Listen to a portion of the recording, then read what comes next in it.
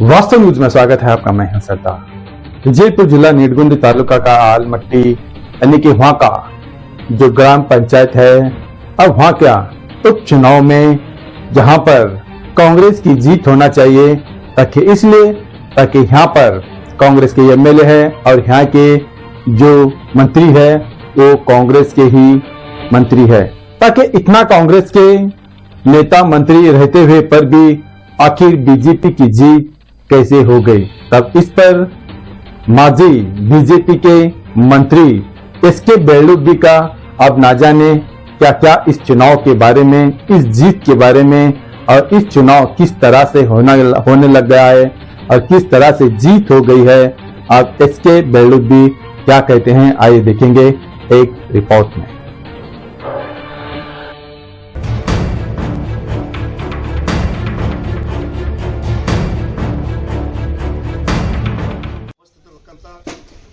ಜಿಲ್ಲೆಯ ನೂತನ ಕ್ರಿಯಾಶೀಲ ಅಧ್ಯಕ್ಷರು ಆತ್ಮೀಯರಾಗಿರ್ತಕ್ಕಂಥ ಶ್ರೀ ಗುರುಲಿಂಗಪ್ಪ ಅಂಗಡಿ ಅವರೇ, ಮಂಡಳ ಅಧ್ಯಕ್ಷರಾಗಿರ್ತಕ್ಕಂಥ ಸಿದ್ದರಾಮಪ್ಪ ಕಾಕಂಟಿ ಅವರೇ, ಹಾಗೂ ಎಸ್ಸಿ ಮೋರ್ಚಾ ಅಧ್ಯಕ್ಷರಾಗಿರ್ತಕ್ಕಂಥ ಮಂಜುನಾಥ್ ದೇಶಿ ಅವರು ಮತ್ತು ಸಾಲಿಮಠ ಅವರು ಮತ್ತು ಶಿವಾನಂದ ಮುಚ್ಚಂಡಿ ಅವರು, ಬಾಚನ್ ನಾಗರಾಜ್ ಅವರು, ಮಲ್ಲಿಕಾರ್ಜುನ್ ದೇವರಮಣಿ ಅವರು, ಗುಂಡಿನ ಮಣಿ ಅವರು ಮತ್ತು ಗಣೇಶ್ ಕೋಚ್ಮಾಳ್ ಅವರು ಮತ್ತು ಕಾಸ್ಗಾರ್ ಅವರು ಎಲ್ಲ ಪಟ್ಟಣದ ಸದಸ್ಯರುಗಳು ನೂತನವಾಗಿರ್ತಕ್ಕಂಥದ್ದು.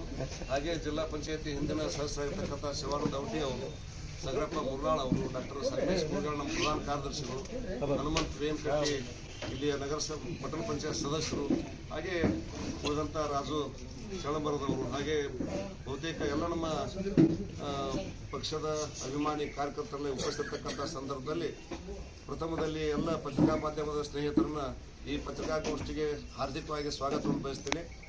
ಈ ಒಂದು ಚುನಾವಣೆ ಬಹಳ ಕುತೂಹಲವನ್ನು ಕೇಳಿಸುತ್ತದೆ. ಇಡೀ ವಿಜಯಪುರ ಜಿಲ್ಲೆಯಲ್ಲಿ ಒಂದೇ ಒಂದು ಇರತಕ್ಕಂಥ ಉಪಚುನಾವಣೆ ಇದು. ಈ ಚುನಾವಣೆಯಲ್ಲಿ ಕೂಡ ಹಿಂದಿನ ಸಂದರ್ಭದಲ್ಲಿ ಕೂಡ ಈ ವಾರ್ಡಿನ ಮತದಾರ ಬಂಧುಗಳು ದಿವಂಗತ ಪ್ರಹ್ಲಾದ್ ಪತ್ತಾರ್ ಅವರಿಗೆ ಬಿಜೆಪಿ ಅಭ್ಯರ್ಥಿಗೆ ಬಹುಮತದಿಂದ ಆಯ್ಕೆ ಮಾಡಿ ಕಳಿಸಿದ್ರು. ಅನಿರೀಕ್ಷಿತವಾಗಿ ಅವರು ಮರಣ ಹೊಂದಿದ ಮೇಲೆ ಒಂದು ಅನಿವಾರ್ಯವಾಗಿ ಉಪಚುನಾವಣೆ ನಡೆಸ್ತಕ್ಕಂಥ ಸಂದರ್ಭ ಬಂತು. ಈ ಸಂದರ್ಭದಲ್ಲಿ ಕೂಡ ಇಲ್ಲಿಯ ಅಭ್ಯರ್ಥಿಯನ್ನು ಆಯ್ಕೆ ಮಾಡಬೇಕು ಅಂದಾಗ ನಾವು ಯಾರೂ ಅಧ್ಯಕ್ಷರು ನಾವು ಭಾಗ ತಗೊಳ್ಳಿಲ್ಲ. ಇಲ್ಲಿರ್ತಕ್ಕಂಥ ಈ ವಾರ್ಡಿನ ಹಿರಿಯರಿಗೆ, ಊರಿನ ಹಿರಿಯರಿಗೆ ಜವಾಬ್ದಾರಿ ಕೊಟ್ಟಿವಿ. ಒಬ್ಬ ಯೋಗ್ಯ ಅಭ್ಯರ್ಥಿ ನೀವೇ ಆಯ್ಕೆ ಮಾಡಿಕೊಡ್ಬೇಕು, ನೀವೇ ಚುನಾವಣೆ ಮಾಡಿಸ್ಕೊಡ್ಬೇಕು ಮತ್ತು ಗೆಲ್ಲಿಸ್ಕೊಡ್ಬೇಕು ಅಂತಕ್ಕಂಥ ವಿನಂತಿ ಮಾಡಿದಾಗ ಎಲ್ಲ ಹಿರಿಯರು, ಮಹಿಳೆಯರು, ಯುವಕರೆಲ್ಲ ಸೇರಿ ಗೋನಾಳ್ ಎರಡನ್ನ ಅಭ್ಯರ್ಥಿ ಅಂತ ಆಯ್ಕೆ ಮಾಡಿದರು. ಅವರಿಗೆ ನಾವು ಬಿ ಫಾರ್ಮ್ ಕೊಟ್ಟಿವಿ. ಹಾಗೆಯೇ ತ್ರಿಕೋನ ಸ್ಪರ್ಧೆ ಇದ್ದರೂ ಕೂಡ ಬಹಳ ತುರ್ಸಿನ ಒಂದು ಚುನಾವಣೆಯಲ್ಲಿ ನಡೆದಿರ್ತಕ್ಕಂಥದ್ದು. ಯಾಕಂದ್ರೆ ಇಲ್ಲಿ ಈ ಭಾಗದ ಶಾಸಕರು ಕರ್ನಾಟಕ ಸರ್ಕಾರದ ಸಚಿವರಾಗಿ ಅವರು ದುಡ್ಡಿನ ಬಲದ ಮುಂದೆ ನಮ್ಮದು ಜನಬಲ, ಅವ್ರ ದುಡ್ಡಿನ ಬಲ, ಹಣ ಬಲದ ಮುಂದೆ ಜನಬಲ ಗೆದ್ದೈತೆ ತಿಳ್ಕೊತೀನಿ ನಾ ಇವತ್ತು. ಒಂದು ಕೋಟಿಗೆ 10,000 ಕೊಟ್ಟವರು ಎಷ್ಟು ಕೊಟ್ಟರು ಗೊತ್ತಿಲ್ಲ ನಾವು. ಆದರೆ ನಮ್ಮಲ್ಲಿ ಇರ್ತಕ್ಕಂಥ ಕ್ರಿಯಾಶೀಲ ಯುವಕರು ತಾವೇ ಪಟ್ಟಿ ಹಾಕಿ ಕೈಲಿ ವಂತಿಗೆಯನ್ನು ಕೂಡಿಸಿ ಇಲ್ಲಿ ಸದಸ್ಯರು ಎಲ್ಲ ಸೇರಿ, ಹಾಲಿ ಮಾಜಿ ಸದಸ್ಯರೆಲ್ಲ ಸೇರಿ ಕೈಲಿ ಹಣವನ್ನು ಹಾಕಿ ವಂತಿಗೆಯನ್ನು ಹಾಕಿ ಎಲ್ಲರೂ ಕೂಡ ಭಾಳ ಹುರುಪಿನಿಂದ ಇಲೆಕ್ಷನ್ ಮಾಡಿದ್ದನ್ನು ನಾವು ಎಂದೂ ಮರೆಯೋಕ್ಕಾಗೋದಿಲ್ಲ.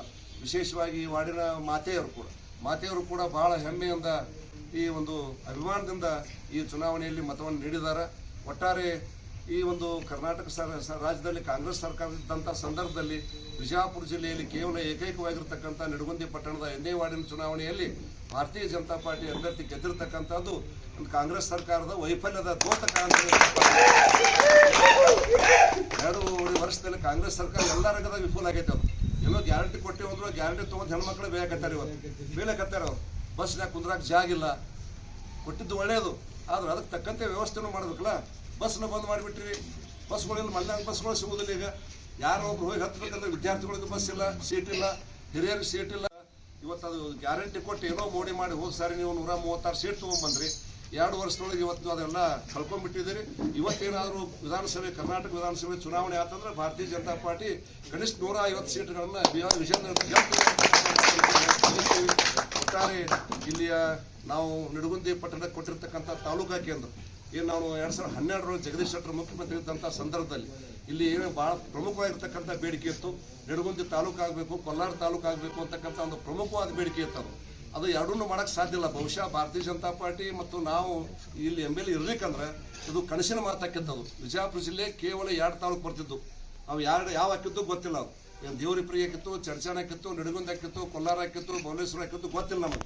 ಕೇವಲ 2 ತಾಲೂಕು ಬರ್ತಿದ್ದು ನ್ಯಾಯವಾಗಿ. ನಾವು ಏನು ಮಾಡ್ಕೊಂಡು ಬಂದೇವು ಅಂದ್ರೆ ದೊಡ್ಡ ಒಂದು ಹುಂಡೆ ತೊಗೊಂಬಂದ್ಬಿಟ್ಟೇವು ನಾವು.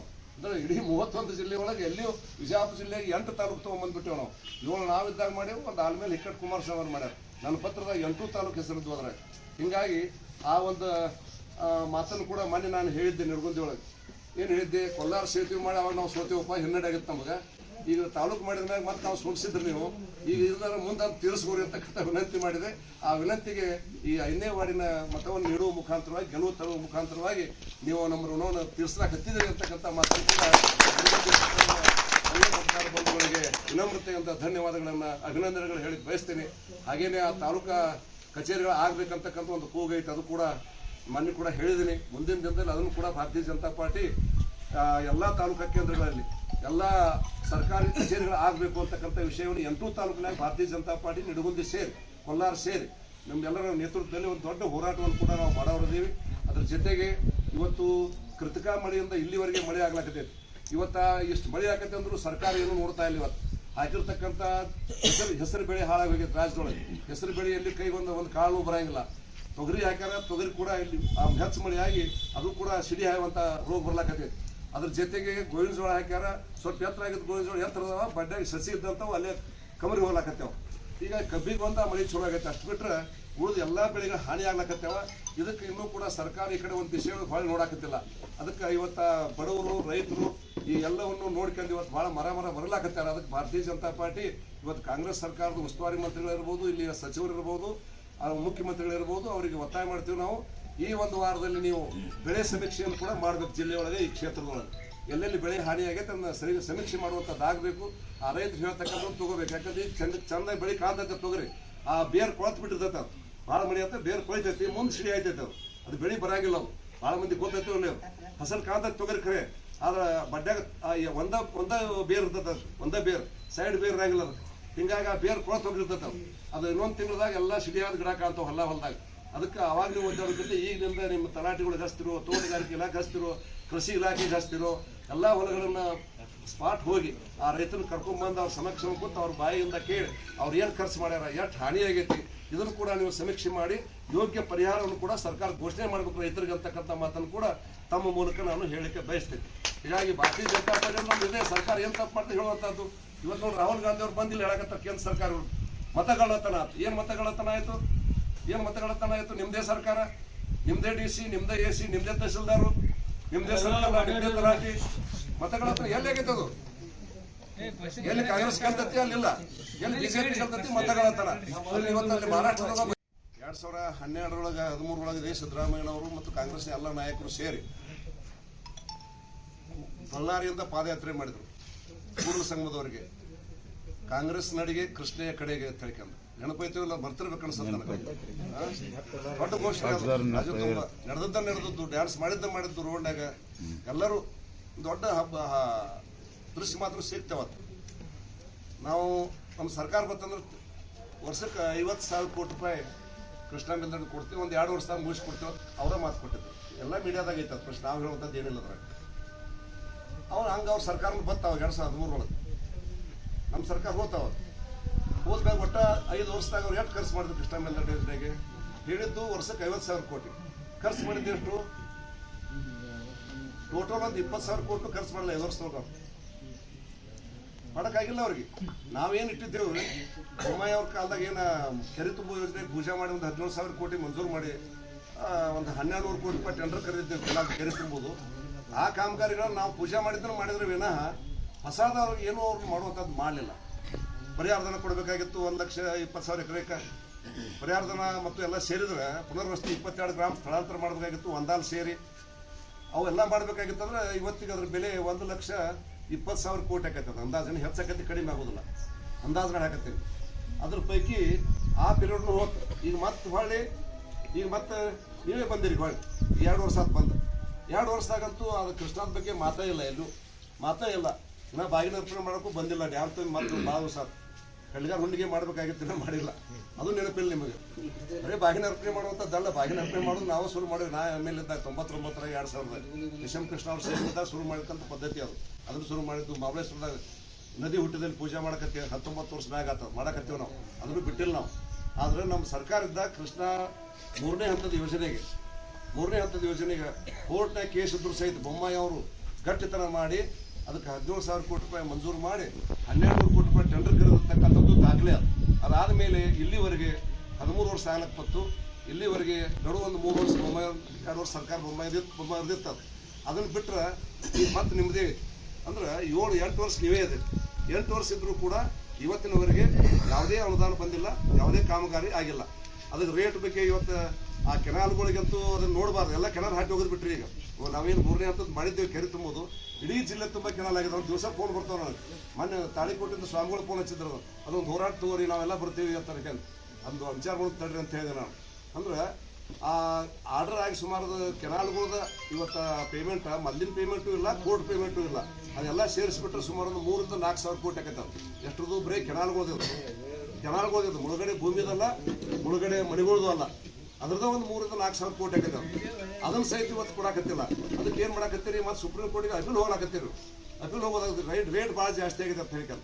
ರೇಟ್ ಜಾಸ್ತಿ ಆಗಿ ಕೊಡಬೇಕಲ್ಲ, ಕೋರ್ಟ್ ಮಾಡಿ ನಾವು ಯಾರು ಮಾಡಿಲ್ಲ. ಅದನ್ನು ರೈತ ಹೆಚ್ಚು ಬರೀ ಅದನ್ನು ಬೇಕಂತ ಕೋರ್ಟಿಗೆ ಅಪೀಲ್ ಮಾಡ್ಯಾರ, ಅದು ಕೋರ್ಟ್ ಜಡ್ಜ್ ಆರ್ಡರ್ ಮಾಡ್ಯಾರ.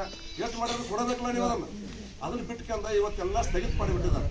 ಪೇಮೆಂಟ್ ಏನೂ ಇಲ್ಲ. ಮೊನ್ನೆ ಬಾಗಲಕೋಟೆ GMX ಹೋಗಿದ್ದೆ ನಾವು, ಹೋದಾಗ ಎಲ್ಲ ಸ್ಥಗಿತ ಮಾಡಿಬಿಟ್ಟಾರೆ. ಏನೋ ಒಂದು ಪೈಸೆ ಯಾರಿಗೆ ಕೊಡುವಾಗಿಲ್ಲ ಅಂತ ಹೇಳಿದ್ರು. ಅಂದ್ರೆ ಇದು ಯಾವ ಸರ್ಕಾರ ಇದೆ ಹಂಗಾದ್ರೆ? ಅದಕ್ಕೆ ರೇಟು ಮಾಡಿದ್ದೇವೆ ನಾವು.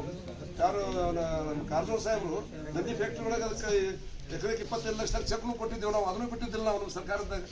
ಆದರೆ ನೀವು ಅದ್ರ ಬಗ್ಗೆ ಕನಸು ಮಾಡಿಸಿ ಎಣ್ಸಾಕತ್ತಿಲ್ಲ. ಇದನ್ನ ಕೃಷ್ಣಾ ಮೇಲ್ದಂಡೆ ಯೋಜನೆ ಬಗ್ಗೆ ಅದಕ್ಕೆ ಮಾತಾಡೋಕೆ ಹೆಸಿ ಬರ್ತದೆ ಅಂತ ಹೇಳಿದೆ. ಇದಕ್ಕೆ ನಾನು ಅಂದ್ರೆ ಏನೇನೋ ಗಂಧಿಲ್ಲ, ಗಾಳಿಲ್ಲ. ಕಾಂಗ್ರೆಸ್ನ ನೈತಿಕ ಶಕ್ತಿನೇ ಇಲ್ಲ ಉತ್ತರ ಕರ್ನಾಟಕ ನೀರಾವರಿ ಮಾಡಬೇಕು ಅಂತಕ್ಕಂಥದ್ದು. ಮುಳುಗಿಸಿ ಹೋಗ್ಬಿಟ್ರಿ ಬಾಗಲಕೋಟೆ ವಿಜಯಪುರ ಜಿಲ್ಲೆ. ನೀರು ನಮಗೆ ಬರಲಿಲ್ಲ. ಗುಲ್ಬರ್ಗ ರಾಯಚೂರು ನೀರು ಹೋಯ್ತು.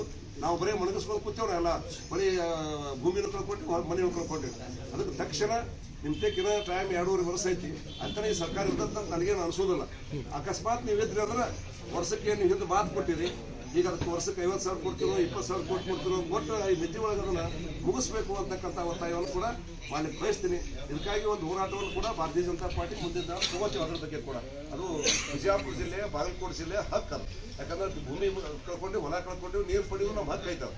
ಅದನ್ನು ಮಾಡಿಕೊಡ್ಬೇಕು ಅಂತ ಒತ್ತಾಯವನ್ನು ಕೂಡ ಸರ್ಕಾರಕ್ಕೆ ನಾವು ಮಾಡ್ಲಿಕ್ಕೆ ಬಯಸ್ತೀವಿ.